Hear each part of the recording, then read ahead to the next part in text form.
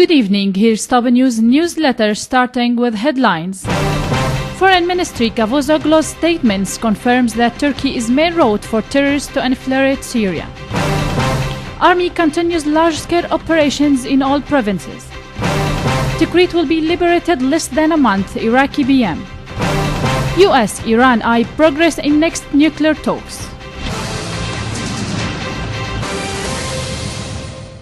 A source at Foreign and Expatriates Ministry said that confirmation by Turkish Foreign Minister Mevlut Cavusoglu that terrorist Hayat Boumediene entered Turkey on January 2nd and crossed into Syria on January 8th constitutes a clear official confession that Turkey is still a main route for foreign terrorists to infiltrate into Syria and return to their countries in blatant violation of the UNSC Resolution 2170 and 2178.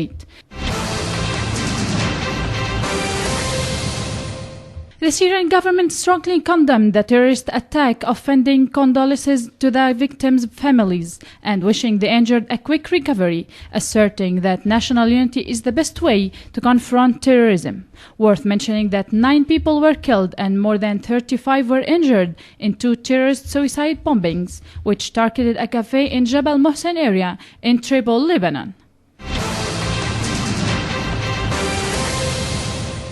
In Damascus countryside, army units continued carrying out operations against terrorists in Jobar, uncovering a network of tunnels connecting a number of buildings in the area.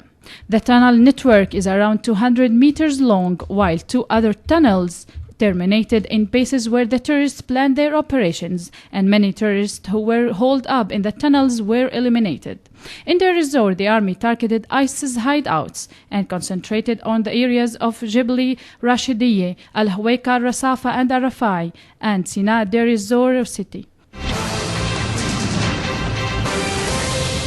Iraqi Prime Minister Haider al-Abadi said that in less than a month, Iraqi government forces will launch an offensive against ISIS terrorists in an attempt to retake Tikrit, north of Baghdad. Al-Abadi has criticized the slowness of United-scale-led international coalition against ISIS terrorists in providing military support to his army, Mr. Abadi said during an official visit to Cairo. Iraq may need 3 years to rebuild and restructure its military, Prime Minister al-Abadi added.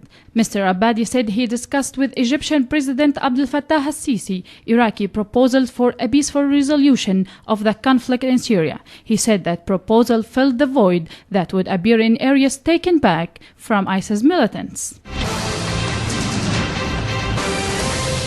In the Iranian view, U.S. Secretary of State John Kerry said that he and his Iranian counterpart would seek at their upcoming meeting to lay the ground for negotiations on Tehran's nuclear program to make greater progress.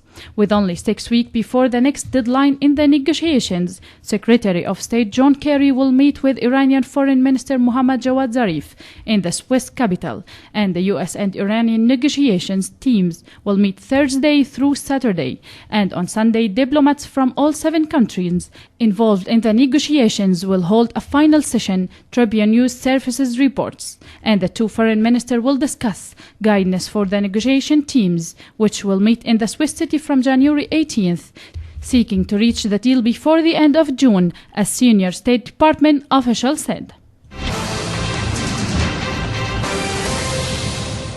That's all for today. Thanks for joining us. I'm Nibal Hneidi. Good night.